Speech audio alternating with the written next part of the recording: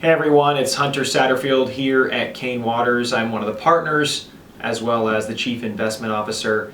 As always today, but differently in person, I am joined by my fellow partner here, Brian Bortz, who is the head of our investment committee, which we just walked out of in meeting today. And then also Brad Sanders, the managing director over at Tectonic Advisors. This is your November market update. For the month of November, the S&P 500 was up just under 6%. The global stocks were up 3.9%, domestic bonds up 1.1%, and then global bonds up 0.3%. Of course, since we recorded last, we have an election, a quite significant one, as far as what the potential impacts are, which we'll be talking a lot about on the upcoming videos. Before we get to Brian on sort of what we are kind of thinking through the end of the year, plus maybe some early thoughts on 2025, Brian, I want to start with you. I want to talk just a little bit about the election and the response of the markets. Obviously 6% in the S&P 500. We saw small caps rip even more than that. You want to tell our viewers a little bit about what happened post-election and why we saw the moves we did? Yeah, I just think it's a function of the fact that the Republicans took both the House and the Senate and the presidency, and they have a pro-business agenda, a pro-growth agenda, and a less regulatory structure agenda. And all those things are going to benefit companies' profitability, maybe lower corporate taxes, so that's going to go right to the bottom line too. On top of that, that disproportionately affects smaller businesses to the upside. So small caps were up over 10% in November. They were up, I think, 6% the day after the election alone.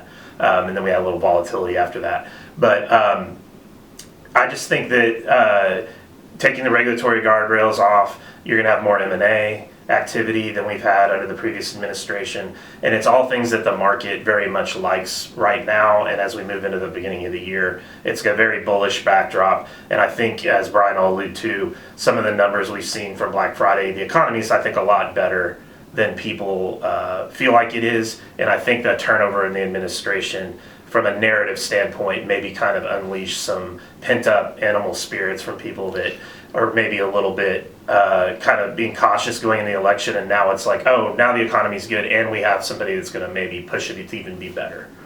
Yeah, and I think we'll have a video at the end of the year just sort of recapping the whole year and what we think 2025 looks like. But Brian, we've got 30 more days here into the end of the year.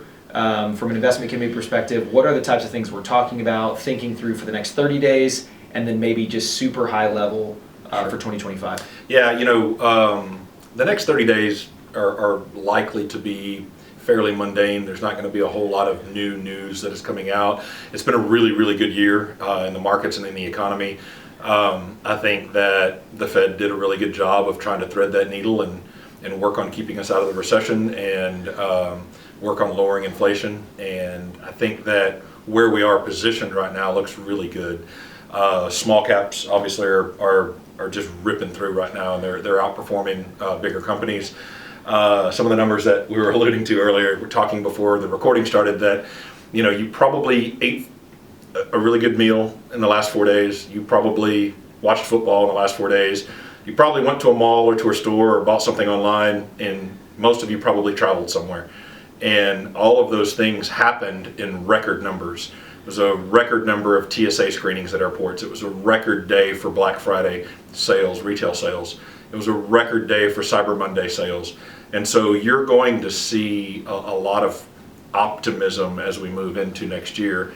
And I think realistically for the month of December, there's not a lot of new news that's going to come out. So I think that's where we are. Yeah, I would encourage everybody to try to grab our December market update, and we'll be recapping again the year of 2024, which has been a tremendous year, obviously, for the markets at large.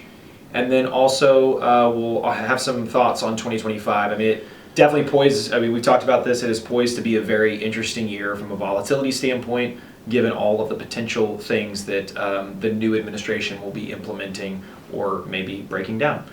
So lots to see there. Again, thank you as always for listening in, and we'll be back in front of you at the end of the year.